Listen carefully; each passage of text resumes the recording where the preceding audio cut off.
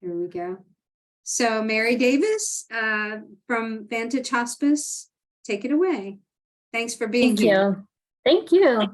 Thank you guys for joining me this evening. Again, like she said, I'm Mary Davis. I'm a social worker with Vantage Hospice.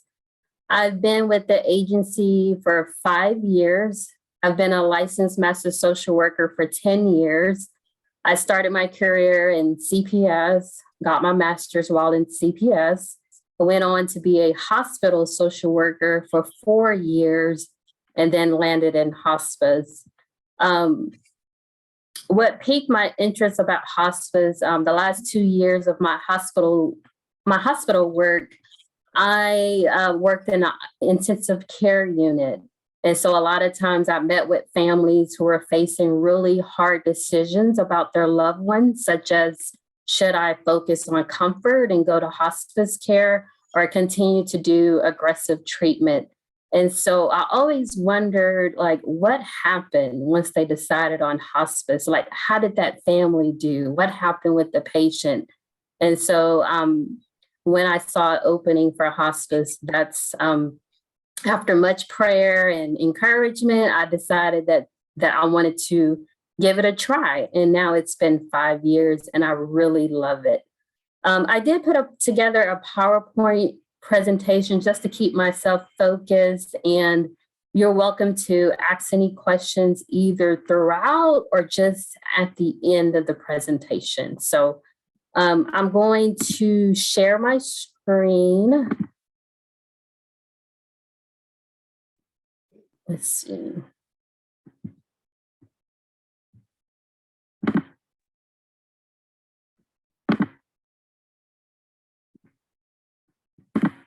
Okay, are y'all, I'm on the wrong, okay, let me go up a little bit. Okay, are y'all able to see the screen? Okay, great. Still able to hear me. So I know you probably have already received information on hospice care, but I wanted to kind of do a little overview of what it is. So hospice care is a type of healthcare service that focuses on comfort, symptom management, and quality of life. So a person can qualify to go on hospice services if they have a terminal diagnosis with a life expectancy of 6 months or less. They also are no longer interested in curative therapies or medical intervention designed to prolong life. They want to focus on comfort, symptom management, and quality of life, and they decline further hospitalization. So insurance does cover hospice care if you meet certain guidelines, but again, the patient and the family goals has to be as such. So what I like about hospice is a team approach. Even though our patients come to us with a medical concern, we treat the whole person. So they have a medical doctor, they have a nurse, they have a social worker, they have a chaplain, they have a hospice aide. They also have 24/7 support lines. So we encourage our families not to call 911 if they get into a crisis. They call us, and we can either support them by actually coming out or just walking them through it over the phone. So we are their complete care. So services are provided wherever the person lives. So private homes, personal care homes, nursing home, assisted living facilities. We've even had patients living in a hotel. If we can safely provide the care, we go where they are. So what is the role of hospice social worker? I listed a few things, but I still may be missing things. But the main thing is to provide support to the patient and the family.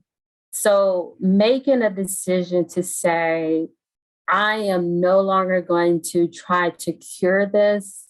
I'm not going to go back and forth to the doctor. I'm not going to go back to the hospital. I'm just going to focus on the time that I have left and be comfortable and spend time with my family. Or if the patient can't make that decision on themselves, this is the family's thinking. They want to just focus on comfort, peace, not all of this aggressive treatment. So making a decision like that is very difficult. A lot of times our patients may be at peace with that decision by the time they get to us. Um, sorry. So a lot of times our patients are at peace, but the family may not be quite ready. So when we are admitting a patient onto our service, we're admitting the entire family. So providing support to both the patient and the family as they transition from aggressive to now comfort care. We assist with end of life planning, and that could be talking to them about final arrangements. Some people just don't even know where to start. They know they want to be buried. They know they might want to be cremated. So we provide them with information about funeral home services. A lot of times I can even give them what the prices are like for a direct cremation or for a traditional service.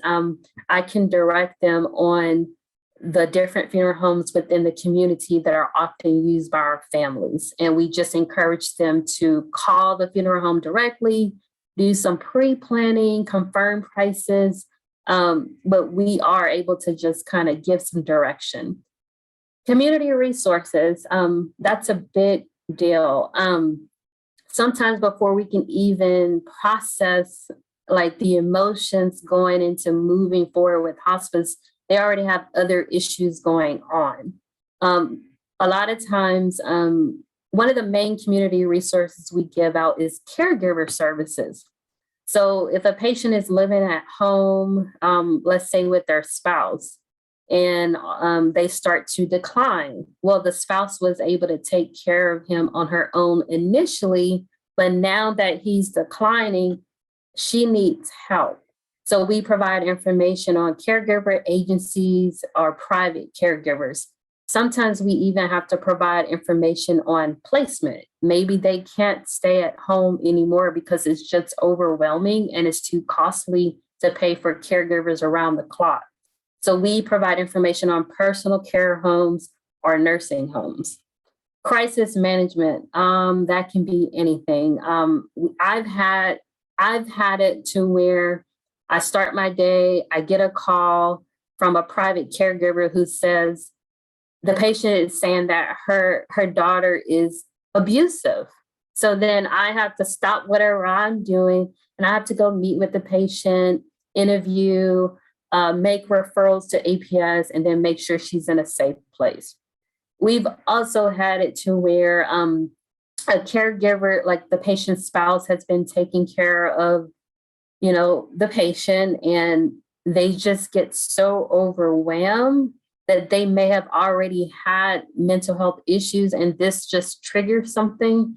And so they have a full-on meltdown. And so I assist with getting them into like a mental health facility so that they can stabilize and be able to come back and be with their family. So just multiple things can come up. You just never know, but those are some of the big things. We support the hospice team. So earlier I said you work with a chaplain, you work with a nurse, you work with hospice aide. You really do build a relationship with your team, and they really rely on the support from social workers just to make it sometime day by day. This job can be very stressful, especially for our nurses, because they're in there to take care of the medical, but they can get into the emotional, they hearing about the social issues. It can be a lot. And so a lot of times they will process things with the social worker. And even after the patient has passed, if it was someone they really developed a relationship with and their passing really, they really took it hard. They were able to process it with their social worker, and even vice versa. We actually help each other process it. So also we participate in team meetings. Every other week, you meet with your team to talk about what has happened with the patient within the last 2 weeks, and what you're planning to do in the next 2 weeks.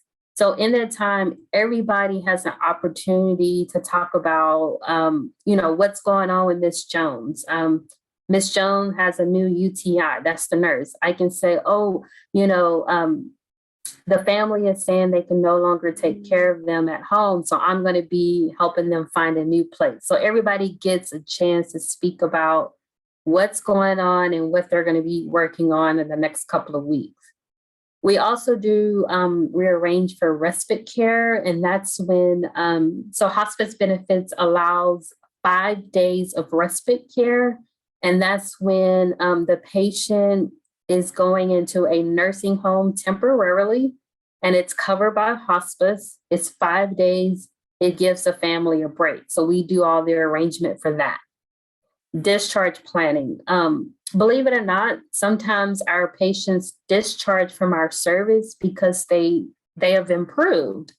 With the extra attention that they're getting from our services, it really can make a difference, especially, a particular diagnosis.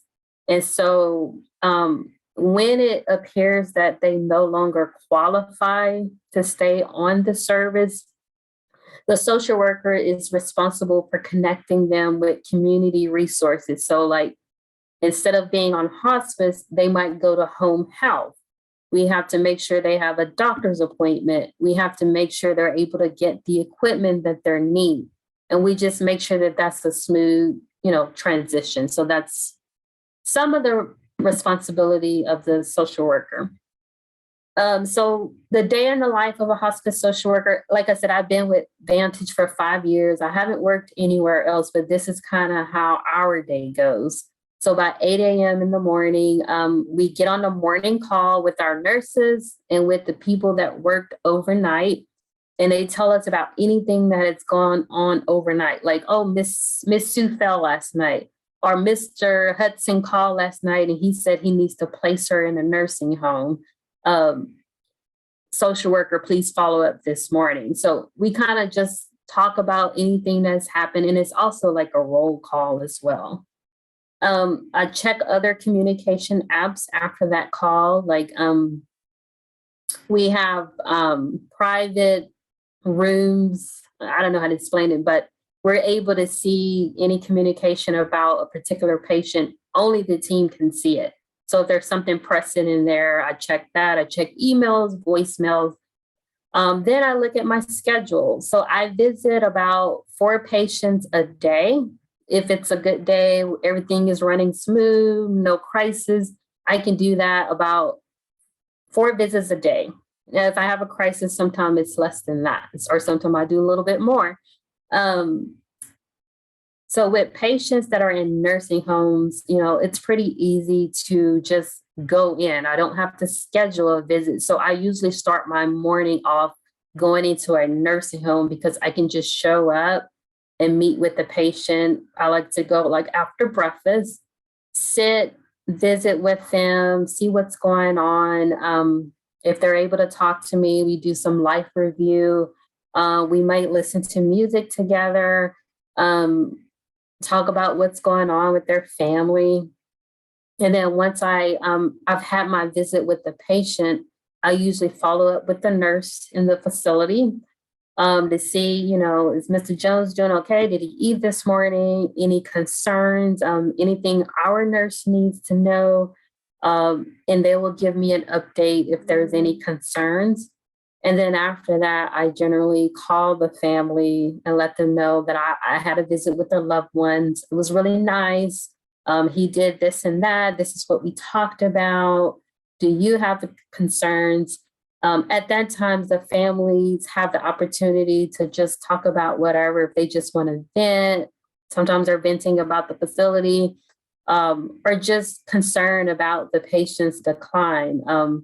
We have those discussions on the phone. Sometimes I do meet with the families in the nursing home. If we schedule ahead of time and they want to meet, we'll do that as well. Home patients, home visits are a little bit different because the family is usually already there. So you spend your time visiting with the patient, And then you make time to sit with the family. And again, they love the fact that someone is there to listen to them, to vent about the challenges of being a caregiver or the emotions that they're feeling with the fact that their loved one is dying. It just gives them someone to be able to process what is going on. And in the meantime, I'm still checking to make sure this caregiver situation is still working out. Like, is the family really, okay with taking care of this patient? Do they need additional support? So that's typically how the visit is. And again, and I didn't talk too much about what the patient talks about. If the patient is alert and oriented, they love people listening to their stories about, how they raised their kids, where they grew up, just sharing all these unique stories. I mean, it's really a beautiful experience, and you really get to know people. And even if they aren't alert, their family is able to share those memories and say, what a great mom she was. And it's just really nice to just hear their story. And then by the end of the day, we have to have our documentation in before midnight. So just depending on, how you want to arrange your schedule. I usually get everything done because I have a family. I just want to get it done. So half of my day is out in the field. The last half I'm at home, I'm making calls and I'm documenting. I should be done by 5:00.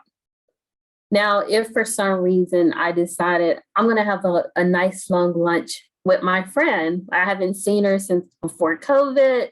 I think it'll be nice just to go and catch up. So that might extend my day a little bit. But what I do is I still give my attention to my family. And then maybe by the time the kids go down to sleep, I'll put on a show and then knock out the documentation, right? So it's flexible because, you can choose when you get your work done. You just need to get it done. Okay. The pros of being a hospice social worker, again, if you really like getting to know patients, getting to know people, you would really love this job because, again, people love being able to share their story. People love having someone there that's willing to listen and provide some guidance if needed. That's what I missed in the hospital. It was very short. Like, you didn't get a chance to know them. You move on. I gave them a resource. I hope it worked out. I'm not sure if it did, but with this, like, you're on this journey with them all the way till the end. So you get to see how things work out, how the family is doing. So that's the part I really like. Again, about being a part of the patient's final chapter. Just realizing that their time is very limited. This is it. And you get to make this part of their life special. Like, and you get to make sure that they're comfortable, they're supported, their family is supported, helping them with things that they probably didn't even think about, but having somebody there to navigate end of life, it is such a blessing that, and you just really have to have a heart for it. Preparing families, and that's just not about the dying process. We are talking to families about what you're going to expect when we're getting closer to death. We talk about the signs and symptoms. This is mostly what the nurses talk about, but we can also identify it as well because, we see it all the time. We have literature that we provide to the family. So we help the family in that sense for the dying process. But again, some people don't know, funeral home, what do we do with that? Like, just practical things about how the power of attorney stops after death, things that they really don't think about. You have the opportunity to provide that guidance at this stage. The flexibility is probably one of the best things.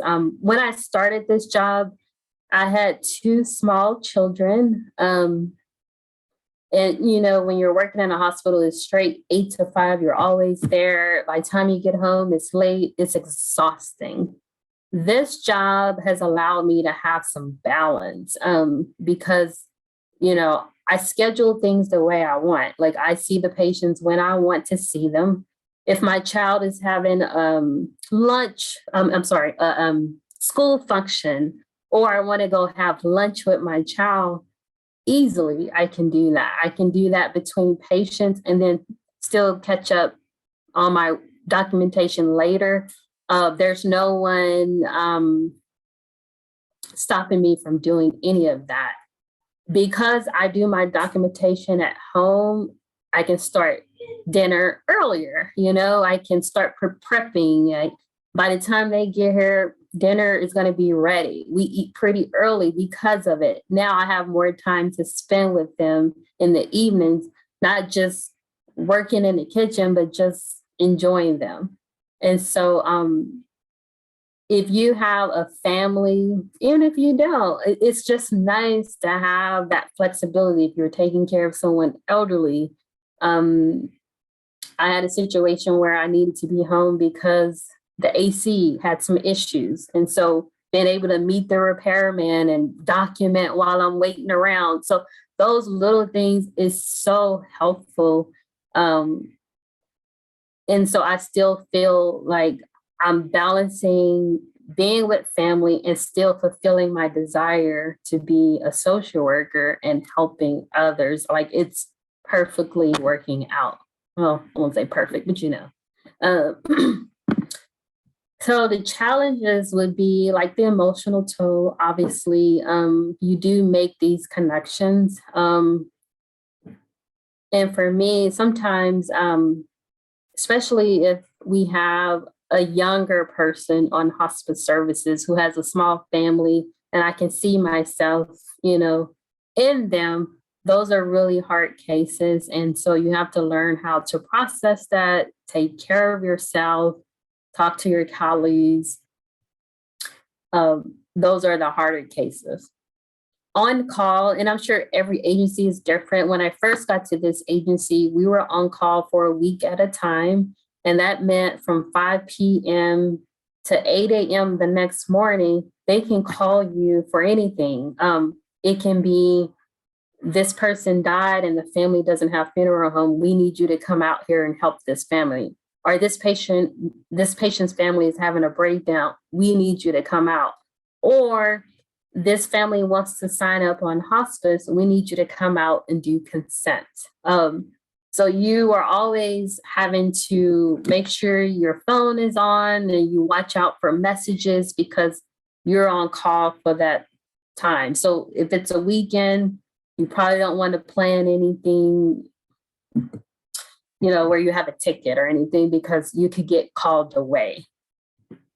With our agency, we have changed that a little bit. Now I'm on call like 3 days out of the month. So it's it's less stressful, but again, like you have to make sure, like if you have children, make sure you have someone that can take care of your kids if you get called away. Deaths, and when I say what's hard about deaths is when a patient dies, our nurse has to go out and pronounce, confirming that they have passed away. And when the family is ready, they have to call the funeral home to come take the body into care. So a lot of times the funeral home will give us an ETA of anywhere from 1, sometimes 4 hours. And so because the nurse needs to go on and see other patients, they may call the social worker out to relieve them. So again, if you already finished your day, you're thinking, oh, I'm just going to sit here and do some notes. And then you get that call. It's kind of like, I got to go back out. But they do tend to call the chaplain more so about that. So I don't do that as much, but it is one of the things that we are called to do. And so sometimes you could be out in the family's home for 3 hours waiting on a funeral home. So that's what I would say is a negative. So I think that's all I have as far as what we do, but please ask me any questions and I'll be glad to answer. I If have a not, question. go ahead. Sure. You mentioned that that sometimes people will call and say they need to be moved, like a patient will need to be moved out of their home to a nursing home. That, I guess, surprises me because I guess the way I picture hospice is like it's the last stop, right? So Oh, yes. I guess I'm curious, like, is that common, and why would someone be moved at that point? Yes. Can you, sir? Okay. So remember, if someone is on hospice, they have a life expectancy of 6 months or less, right? So it's not, sometimes our patients are on for months, even a year. And initially the family thought, I can do this because the patient is at a certain level by this point. But when it starts to really go down, because hospice, we're not there 24/7. We're not their caregivers. We don't have a nurse there 24/7. Our nurse is there one time a week, unless something is changing or something like wound care, they might be there 2 or 3 times a week. But we are not there all the time. So most of the care is on the family. So if they start to decline and they feel like I really can't manage it. She can't help me with changing anymore. I can't lift her up anymore. If I hire a caregiver, it's $20 an hour. So imagine that around the clock. If I put her in a nursing home, she might qualify for Medicaid, or I can find a nursing home for $5,000. So it's a different price. So that's why it's a very hard decision for them to make, but sometimes they have to for the safety of everyone, right? So that's how that happens. I hope I answered that, Kurt. Thank you.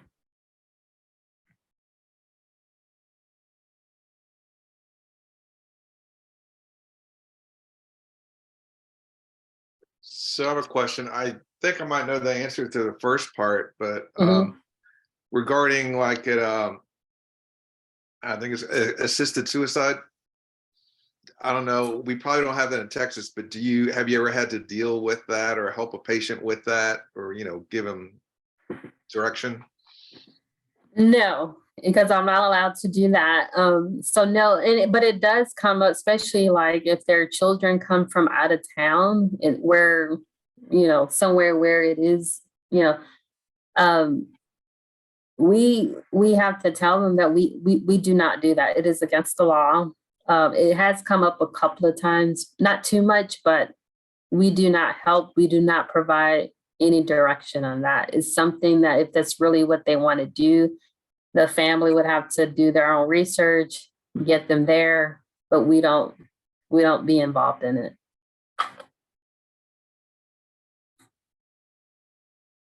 And one of the things that has come up too is, you might have a family member, you might have a patient who has like end stage dementia or something like that. And they'll say, well, what if we go to another state? You can't, even if you went to a state that had assisted suicide, if you have somebody that doesn't have capacity, Mhm. you can't take them there, and that's not legal anywhere. So Yeah, thank you.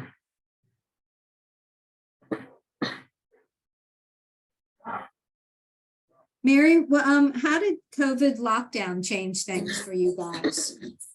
Yeah, so during that time, especially when it was whatever the height of it, the social workers were instructed to work from home. So we supported our families via phone, email. A lot of the nursing homes were on lockdown. Patients' families couldn't go, and definitely we couldn't go. Maybe the nurses could go, but that was it. And so that was really a stressful time for the family.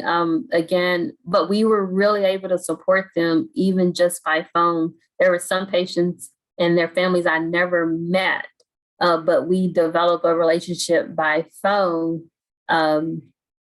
and it was fine. One thing too, but the good part of it, as far as our jobs, previously we did a lot of paperwork, in-person paperwork, running around, meeting with patients for different reasons for paperwork. And during COVID, of course, they saw, okay, we can't do all this face-to-face. We started doing a lot of stuff through DocuSign, electronically signing things. And so since that, they've allowed us to continue. And that's really helpful because, running around chasing families to sign a paper sometimes it takes a lot of your day. So just being able to get the document to them electronically has helped us. And so far they allowed us to do a lot of that. So.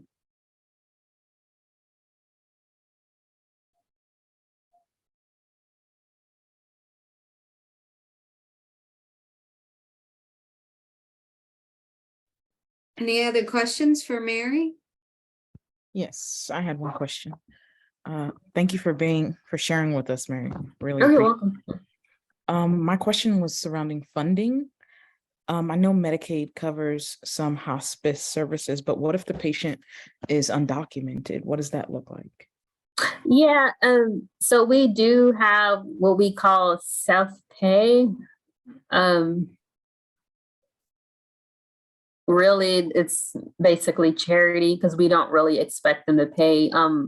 So sometimes, and I know like just even working in a hospital, if we had a patient that didn't have a payer resource, we would send it out to multiple hospice companies that we had a relationship with, and hopefully they would accept the patient as charity. So we do have a few patients under self-pay, and we do the exact same service as if they were paying. Nothing is different. Nothing changes. Everything we do as far as like the team going in, the equipment that goes in, like it's still covered as if they were paying. And I'm not sure if they really get a bill, but if they do, I mean, I've heard the administrator say we don't expect them to really pay.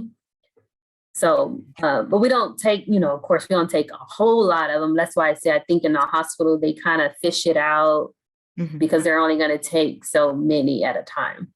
Understood. That's wonderful. To help patients overcome that barrier. Thank you so much. You're welcome.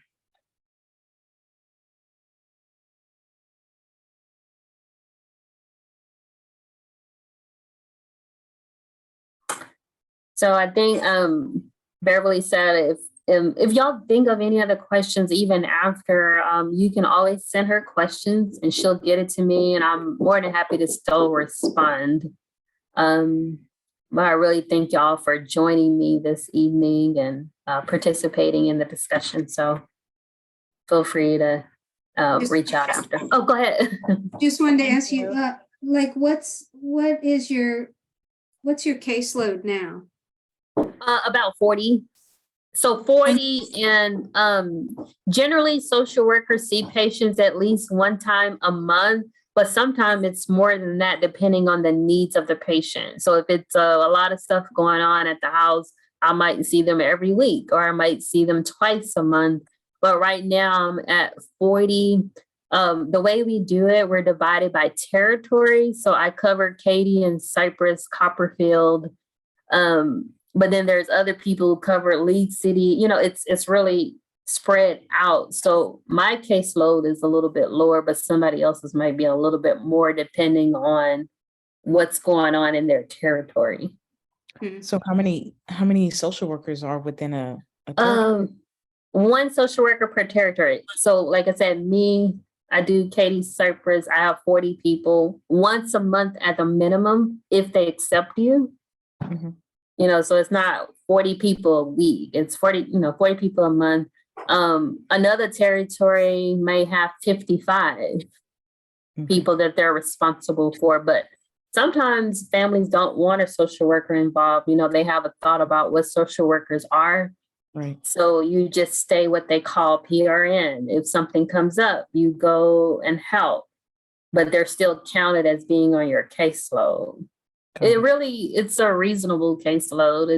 it works out because some people need you more, some people don't need you at all, some people need you less. Okay.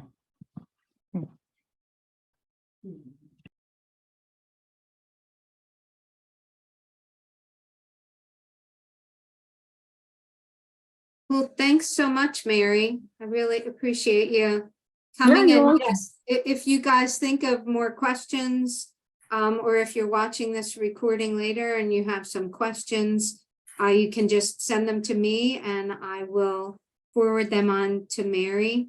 Hospice is where I got my start in social work and obviously really close to my heart too. So, Mhm. and Mary and I worked together for a long Yes. time and Mhm. she's an excellent social worker out here in Katy. So, but if you guys have any questions, like I said, just reach out to me. Then just real briefly, the discussion board post 3 is actually due this Sunday. So that's what's due this week. Then we will not meet next week. Yay! Next week is Thanksgiving week. So there's nothing due and there's no meeting. But just be working on your projects. And if you have any questions about that, or if you've hit any roadblocks, hopefully by now you have contacted someone and scheduled an interview. And if you have not been able to do that, please contact me right away. I know Mary has been the subject of one of those interviews last year, I think. Mhm.